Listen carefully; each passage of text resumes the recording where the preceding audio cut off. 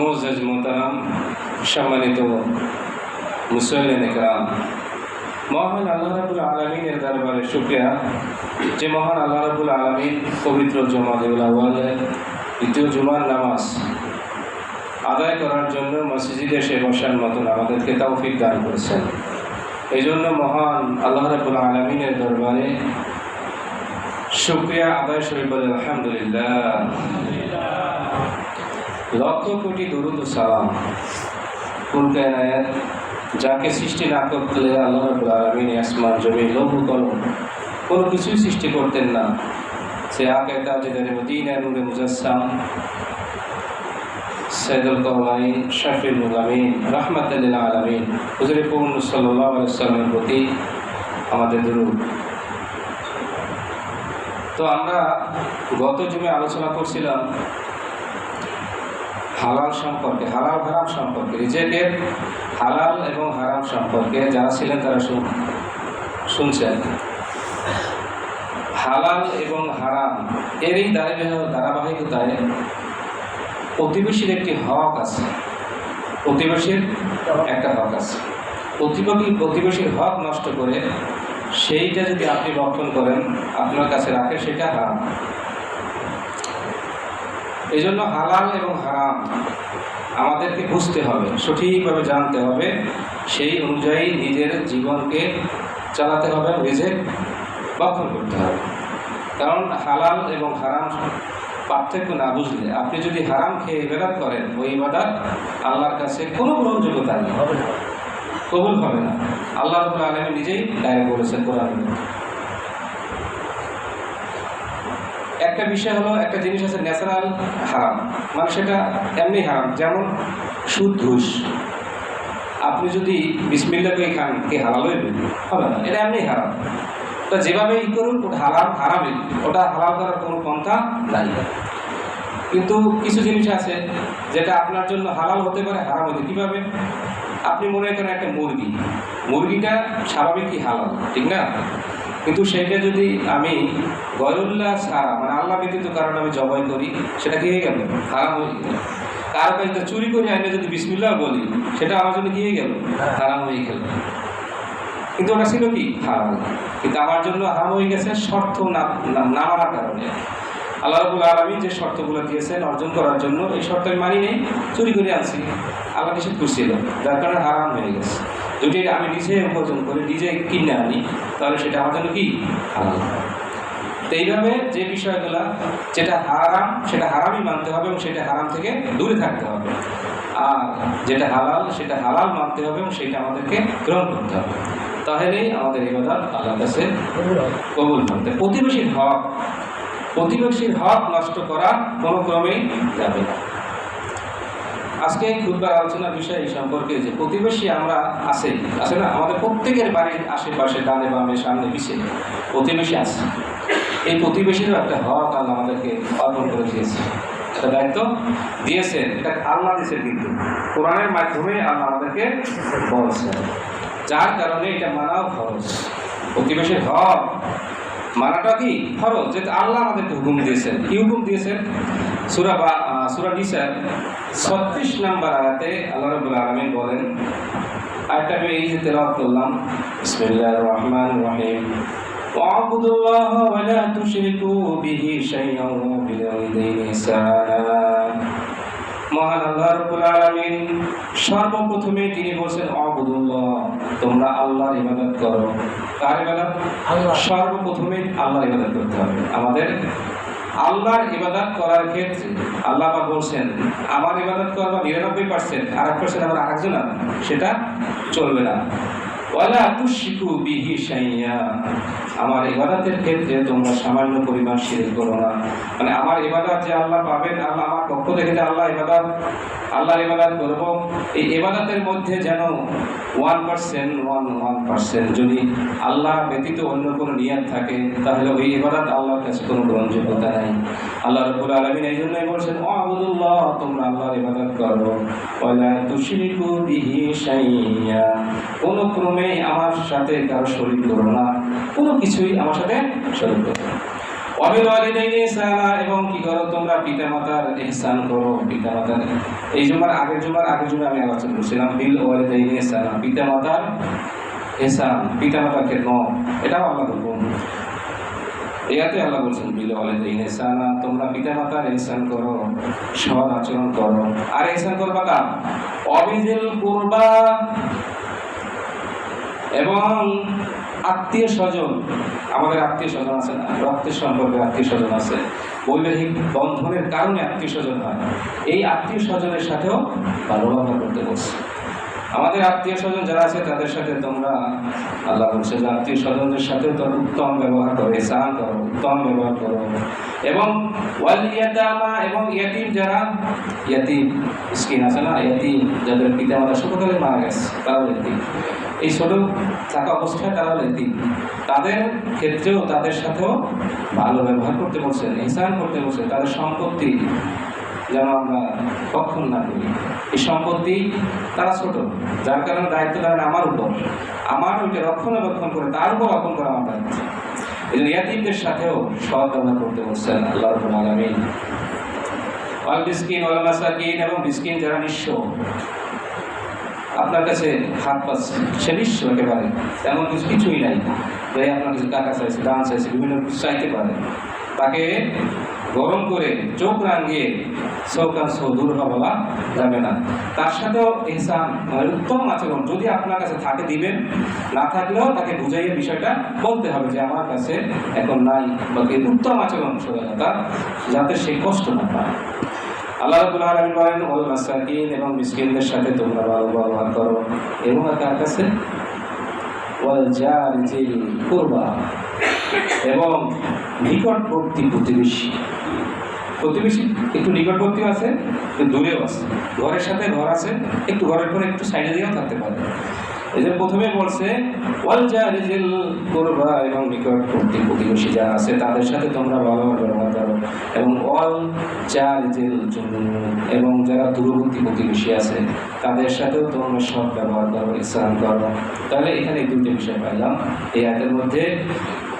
আলোচনার পক্ষিতে যে প্রতিবেশী, এক হলো নিকটতম প্রতিবেশী, একেবারে বাড়ির পাশে যাদের ঘর, তারা আর একটু দূরের প্রতিবেশী যারা, এদের দুজনের অনেক সময় আছে আমাদের দেখা যেতে পারে, অথবা বিভিন্ন কারণ প্রতিবেশীদের সাথে মনোমালিন্য হইতেই পারে।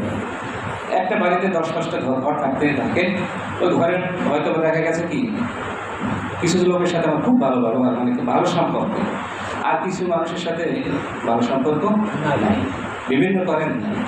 কিন্তু আল্লাহ রাব্বুল আলামিন সেটা বলেন নাই যে আপনার ওই প্রতিবেশী যারা আছে সকলেই যদিও একটু মনে মনে থাকতেই পারে, তো ওইটার কারণে আপনি যে দুই চোখে দেখবেন দুজনকে, সেটা হবে ওই দূরবর্তী মানে কাছের মানুষ, কাছের প্রতিবেশী, অথবা আপনার অন্তরের একটু বাইরের প্রতিবেশী, ওইটা আপনি করতে পারবেন না। আপনি দুজনকে কী করবেন?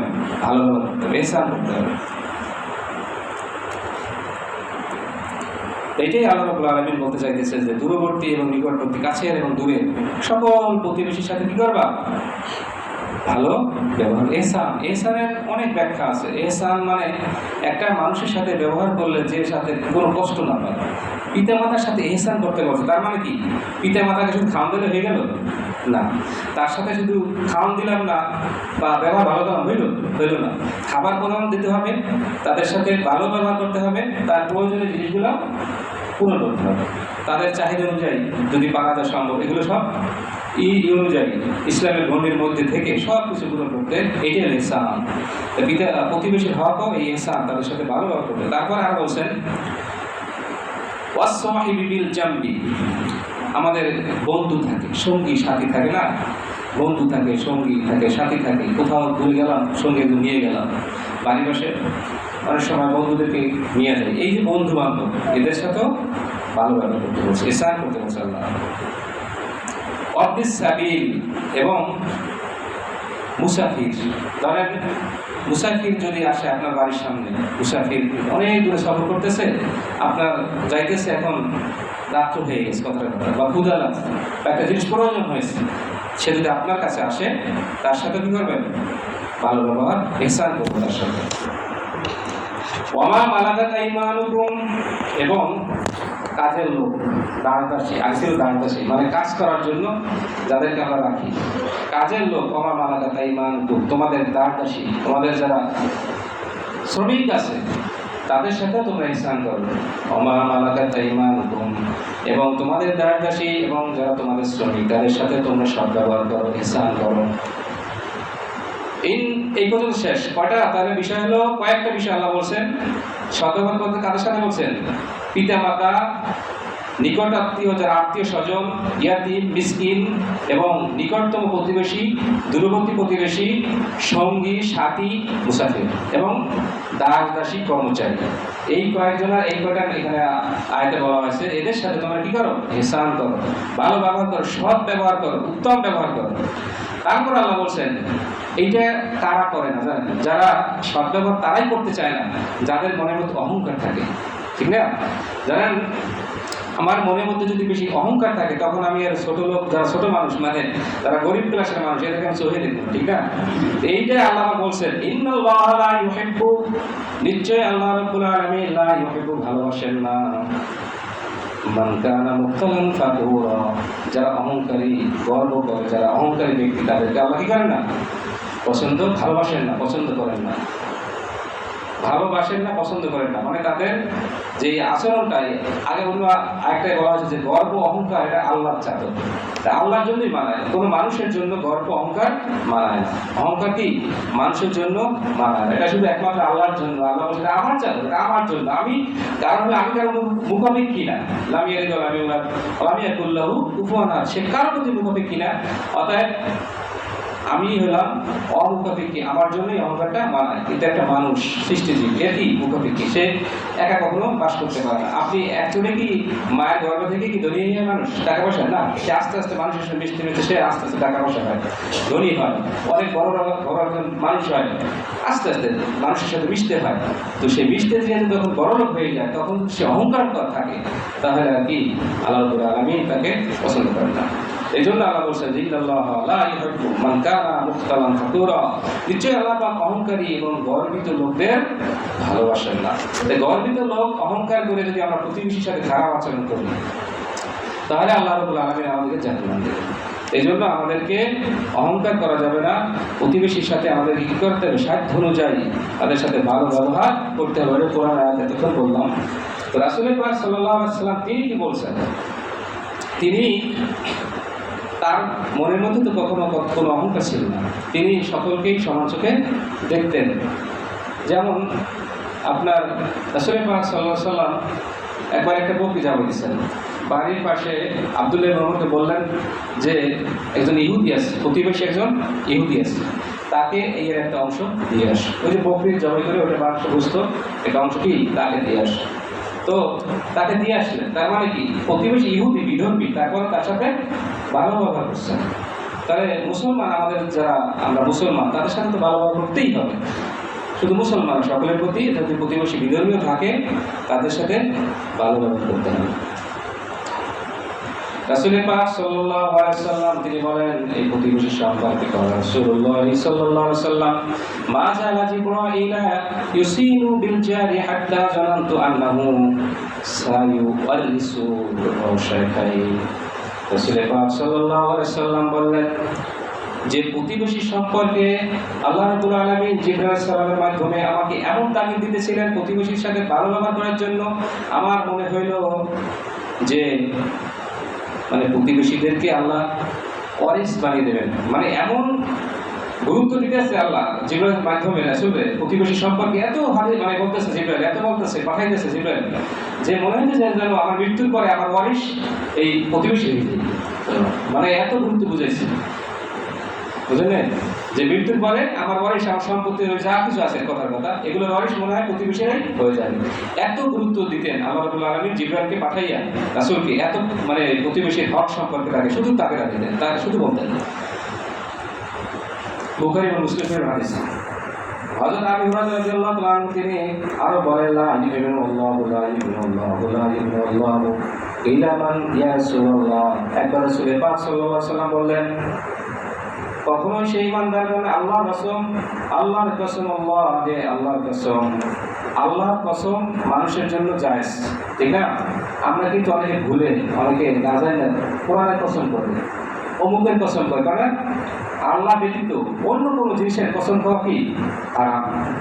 এটা কখন করবো না। অনেক সময় বেশি দেখাইতে যাইয়া, মানে সুফিগিরি যারা দেখাইতে যাই তো আমি কোরআনের কসম করে বলতেছি, আমি এটা করি নাই, আমি এটা করি নাই, বলে না, সম্পূর্ণ হারাম।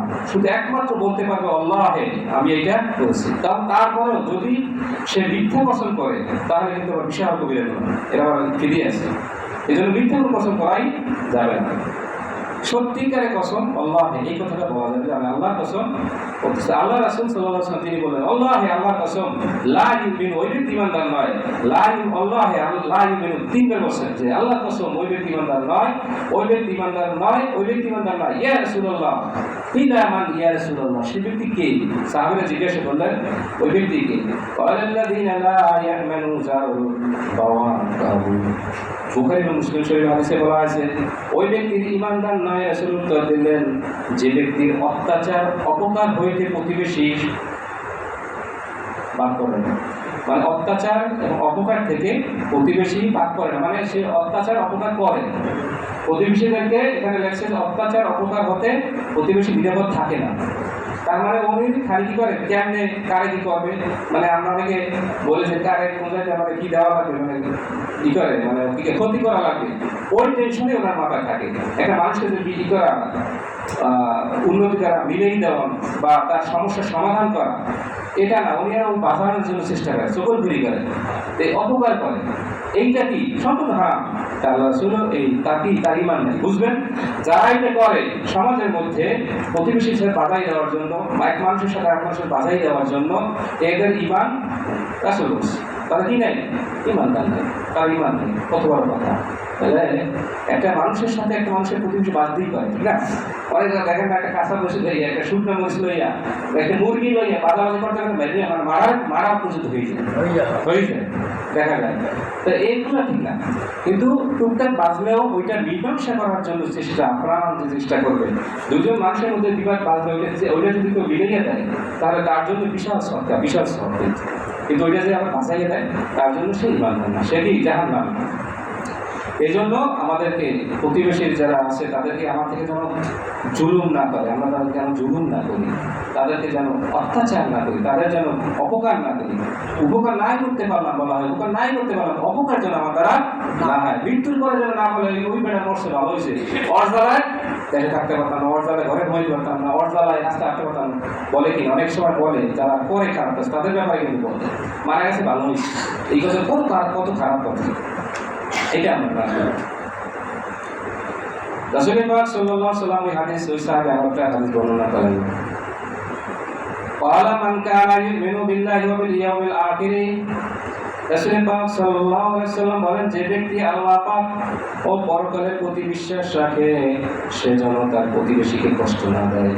আর যে ব্যক্তি আল্লাহ পাক ও পরকালের রাসূলের প্রতি বিশ্বাস রাখে সে যেন মেহমান অতিথিকে সম্মান করে। আর যে ব্যক্তি আল্লাহ পাককে আমাদেরকে বিশ্বাস করে সে যেন সর্বদা ভালো উপদেশ দেয়। আর যদি ভালো উপদেশ নাও দিতে পারে, চুপ থাকে। তিনটে কথা বলছে, মানে আল্লাহ রাসূল বলছেন যে ব্যক্তি ঈমান আছে, আমরা ঈমান আছি, আমাদের ঈমান, আমরা মুসলমান না, আমরা পরকালের প্রতি সকলে বিশ্বাস করি। তাহলে রাসূল বলছে যে ব্যক্তি ঈমান আনলে পরকালে বিশ্বাস করে সে যেন কি করে, প্রতিবেশীকে কষ্ট না দেয়। এবং কি করে, সে যেন মেহমান আসলে, অতিথি আসলে আমাদের ঘরে, এটা আমরা সবাই করি যে মেহমান আসলে তাদের সম্মান দেখাই।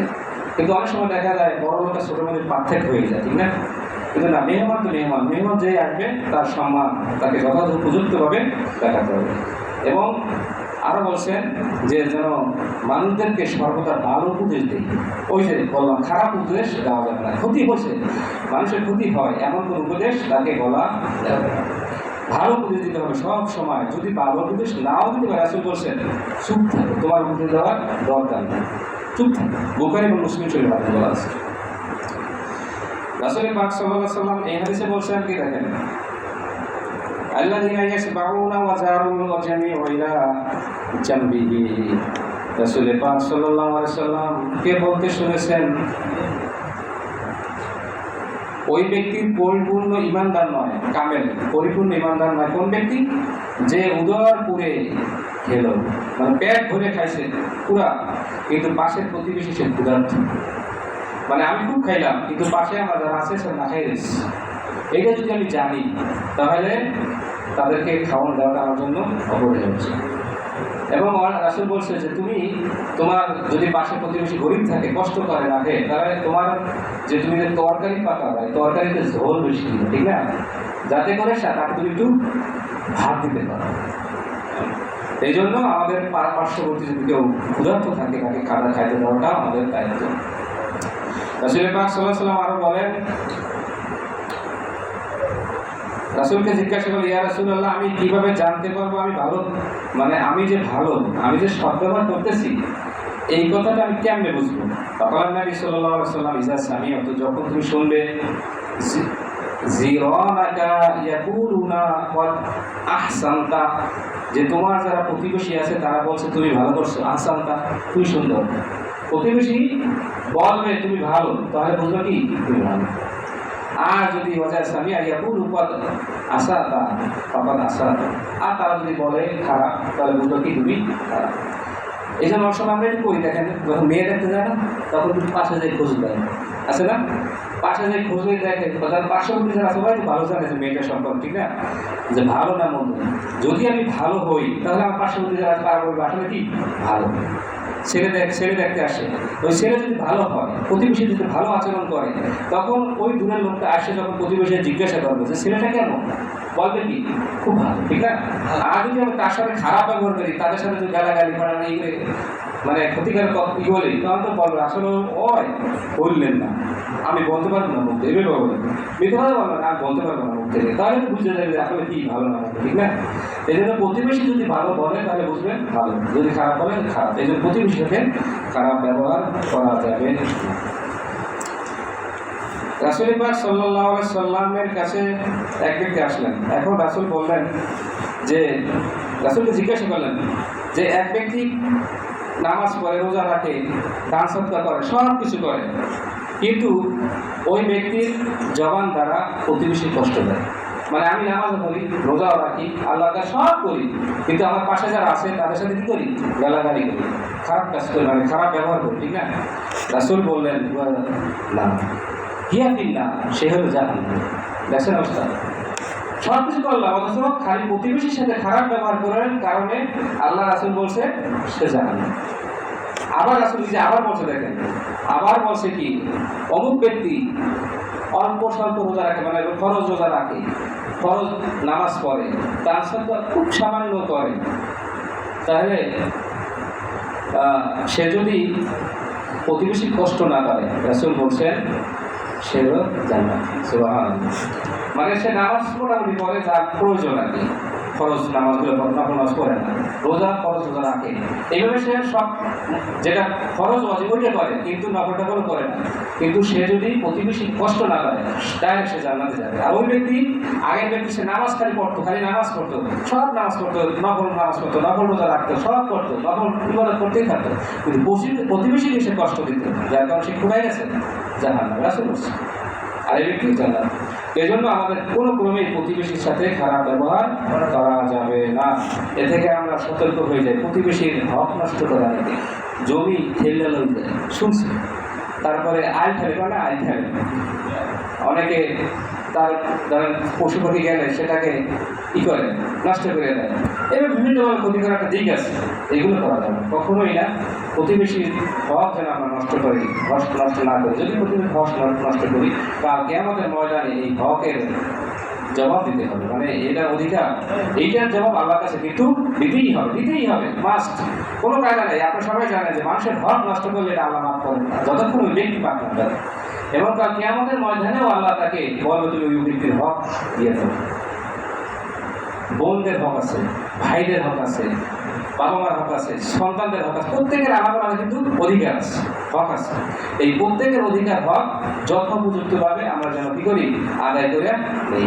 আল্লাহ রাব্বুল আলামিন আমাদের সকলকে এই হক, বিশেষ করে প্রতিবেশীর হক সম্পর্কে আলোচনা করেছে, এই হক আদায় করতে